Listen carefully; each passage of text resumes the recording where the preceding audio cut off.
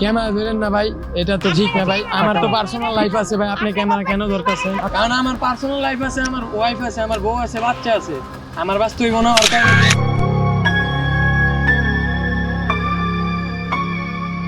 সে যে মার্ডার করছে বা তার মানসিক যে অবস্থাটা, হ্যাঁ, এই অবস্থাটা আসলে আপনারা জানেন কিনা? মানসিক অবস্থাটা বলতে আমি আমার ওয়াইফ নিয়ে আমার বাসায় আসতে পারি। আপনি যদি আমাদের কথা বিশ্বাস না হয় এলাকা ঘুরে দেখতে পারেন, এলাকার মানুষজন যাচাই বাছাই করতে পারেন।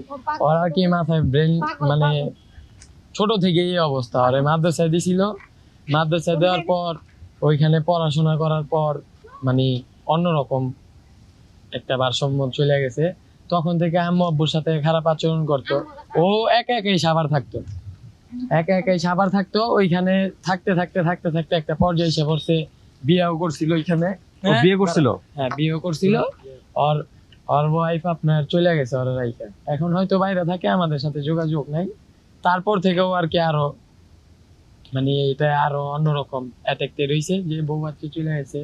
করোনা বা যে কোনো ভাইরাসের এগেইনস্টে ফাইট মানি ব্যাকট্রলের লেফট রাইট। এই ঘটনা সম্পর্কে আমরা ওই যে ফোনে যা দেখছি, খবরে যা দেখাইছে তাই। ওর সাথে তো আমাদের কারো যোগাযোগ নেই। কতদিন হবে যোগাযোগ নেই? প্রায় 2-2.5 বছর ধরে এখানে তো আসে না। 1 মাস আগে আপনার আসছিল, তাও আম্মু হয়তো ওই দিন কিছু একটা রান্না করছে, খাওয়ার পরে সাথে সাথে চলে গেছে। ও আসলে বইলেও যায় না, আবার মানে ভালো মন্দ কেউর সাথে কোনো পরামর্শ নেয় না, কিছুই না। ও ওর মতন, ওর মাথার প্রবলেম আছে। একা একা কথা বলে, হাটে ঘুরে। এইখানে আপনার বাজারের দিকে দেখতে গেলে, বাড়ির আশেপাশে দেখতে গেলে, আত্মীয় স্বজনের কাছে দেখতে গেলে সবাই এটাই বলবে যে একা একা ঘুরে হাটে কথা বলে নিজের মতো করে। জানতে পেরেছিলাম তিনি বিয়েও করেছিলেন। হ্যাঁ, বিয়ে করছিলেন। তখন আমি হয়তো ছোট।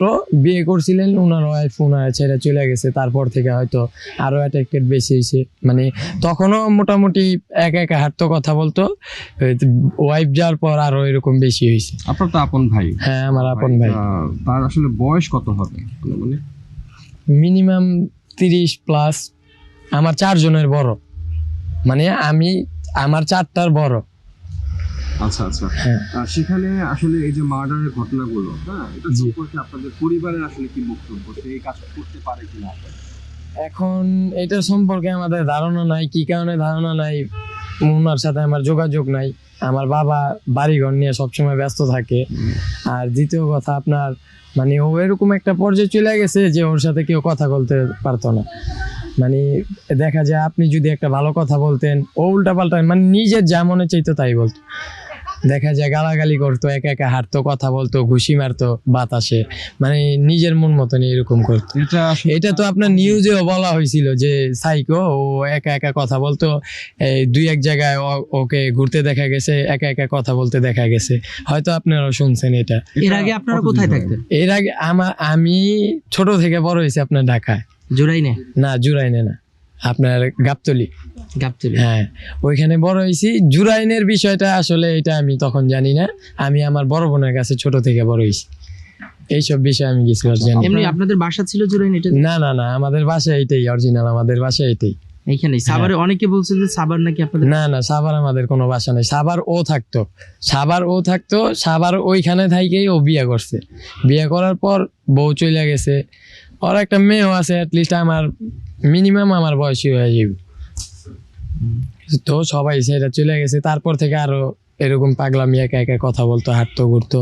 তো মান সম্মানের ক্ষেত্রে দেখা যায় আমি ছোট ভাই হিসেবেও যদি আপনার যেটা ভাবতেছেন যে যোগাযোগ করা দরকার ছিল বা ওর সম্পর্কে জানা দরকার ছিল, মানে ওর ব্রেনলি যে সমস্যাটা ছিল ওইটার কারণে হয়তো আমি যোগাযোগ করতাম না। এটা কি বিয়ের আগে হয়েছে? বিয়ের আগে বলতে মাদ্রাসায় পড়তো, মাদ্রাসা ছাড়ার পর বন্ধু বান্ধবের সঙ্গ ছিল, তারপর থেকে হয়তো এইরকম আস্তে আস্তে হয়ে গেছে। আব্বুর বিষয়টা এটা মোটামুটি আমার ধারণা নাই। কি কারণে আমার যখন বুঝার বয়স হয়ে গেছে তখন আমি আমার আব্বুরে পাইছি। এমনি জানো তো যে কত বছর? এমনি জানি বলতে এইসব বিষয় কখনো জানা হয় নাই, কারণ এইসব বিষয়টা আসলে ভালো না। আপনার আব্বু এমনিও অনেক সমস্যা ফেস করছে, যেমন এর আগে একবার কারেন্টে শর্ট খাইছিল। আব্বুর অবস্থা ভালো না, এইসব বিষয়ে কারণে আর জিজ্ঞেস করা হয়নি।